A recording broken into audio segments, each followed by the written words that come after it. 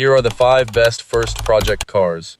Not the fastest, not the coolest at a meet, but the ones that'll actually teach you something. Because the truth is, most people pick the wrong first car.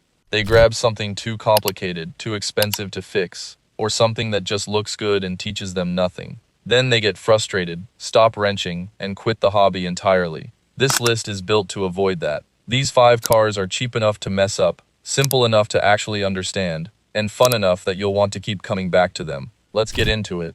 But 5. Mazda Miata. Yeah, it's the Miata. Roll your eyes if you want, but there's a reason it never leaves this conversation. If your goal is to actually learn how cars work, nothing else comes close. The NA is about as simple as it gets. Small engine, rear-wheel drive, manual everything, and an engine bay that looks like it was actually designed for a human to work in. Numbers-wise, you're looking at 116 to 133 horsepower and 100 to 114 pound-foot of torque depending on year. Not much, and that's the point. This car isn't about power, it's about understanding. Pop the hood and everything's right there. No plastic covers, no "why would they put this here" moments. Just a clean layout that makes you want to actually try fixing things yourself. You'll learn a timing belt, a clutch swap, suspension work, and eventually you'll be ready for bigger jobs. Where it really shines is teaching you to drive. It's light enough that even 120-odd horsepower never feels dead. Every change you make, you feel instantly. New tires, an alignment, a suspension tweak, no delay, no numb steering, no hiding behind horsepower, just pure feedback. Is it slow? Absolutely. You're not winning any races or turning heads at a light. But stick with it, and this car will make you sharper, both as a mechanic and a driver. Honda Civic. If the Miata teaches you to drive, the Civic teaches you engines. This is the car that taught an entire generation how to wrench. They were everywhere. Every high school lot, every beginner build. There's a reason for that. Nothing is easier to learn on. Parts are cheap, engines are simple, and the amount of documentation online is massive. Timing belt, engine swap, turbo build, someone's already written the guide.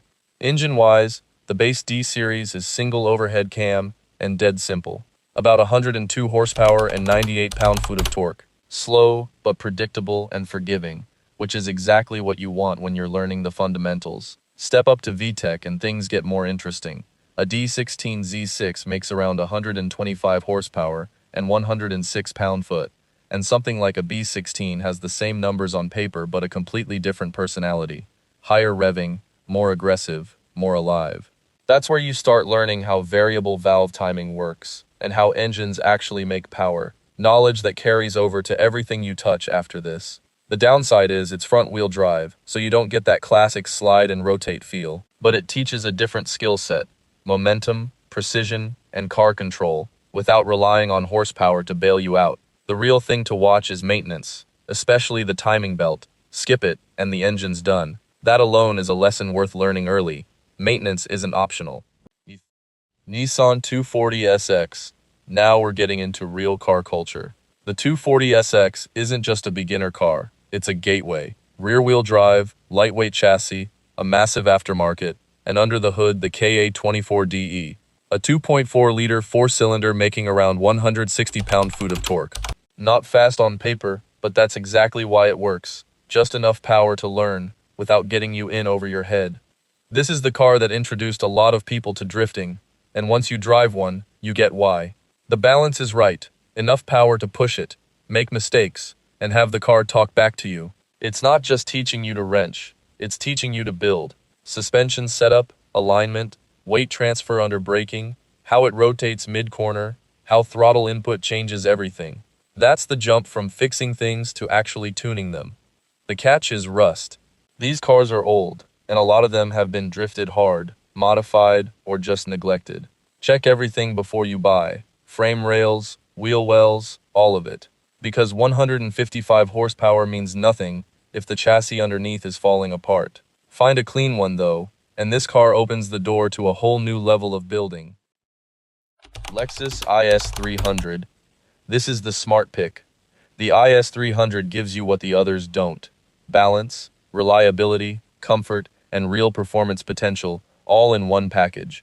Under the hood is the legendary 2JZ-GE, making around 215 horsepower and 218 pound-foot of torque. Not huge numbers by today's standards, but it's not about the number, it's how smooth and linear that power comes on. This engine is famous for being nearly bulletproof.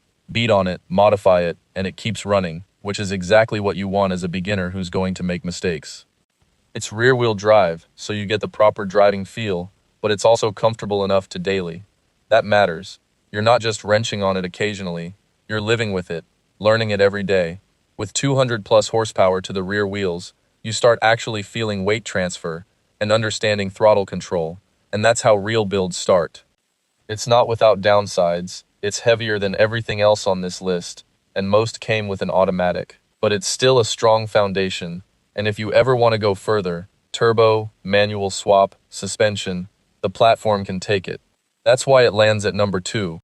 Toyota Celica GT-S. This is the one people don't expect. Say Toyota performance and everyone thinks Supra, something fast and expensive. The Celica GTS is different. It's the best balance of everything on this list. Reliable, affordable, and genuinely fun to drive. Under the hood is the 2 Celica GE, making around 180 horsepower and 130 pound-foot of torque. Again, not big numbers, but this engine isn't about low-end torque. It's about how it delivers power.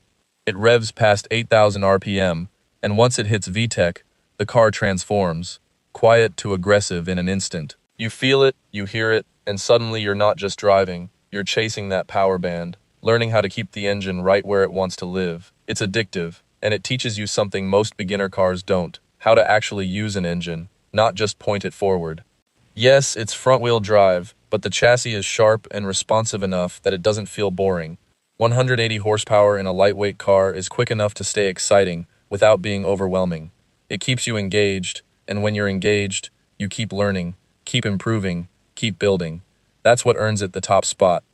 The bottom line.